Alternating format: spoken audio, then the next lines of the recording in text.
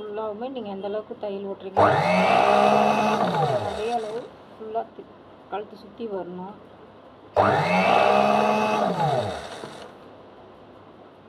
இந்த பெண்டு திரும்புகிற வரைக்குமே நீங்கள் வந்து பொறுமையாக ஓட்டணும், இழுக்கக்கூடாது. இப்படி இழுத்துட்டு ஏதாவது பண்ணிட்டீங்கன்னா தான் இந்த மாதிரி உங்களுக்கு தான் பார்த்திங்களா அந்த சுருக்கம் இதெல்லாம் விழுகும். இழுக்காமல் இந்த துணியை வச்சு அழுங்காது தான் நீங்கள் இந்த இடத்துல கொண்டு வரும். அதனால் நீங்கள் வந்து இந்த இடத்துல அர்க்கத் பண்ணிக்கிட்டிங்கன்னா திருப்பி வந்து இப்படி திருப்பி இந்த இடத்துல ஒரு படிமான தையல் போட்டுருங்க. போட்டுட்டு அப்புறமா இப்படி மடக்கி பின்னாடி பக்கம் இப்படி அடிச்சிடலாம். பார்த்திங்கன்னா ப்ளவுஸில் வந்து நெக்கு திருப்பும்போது பொறுமையாக திருப்புங்க. ஏன்னா அது கிராஸ் பீஸுங்கிறதுனால உங்களுக்கு கொஞ்சம் இழுத்த மாதிரி இருக்கும். இப்படி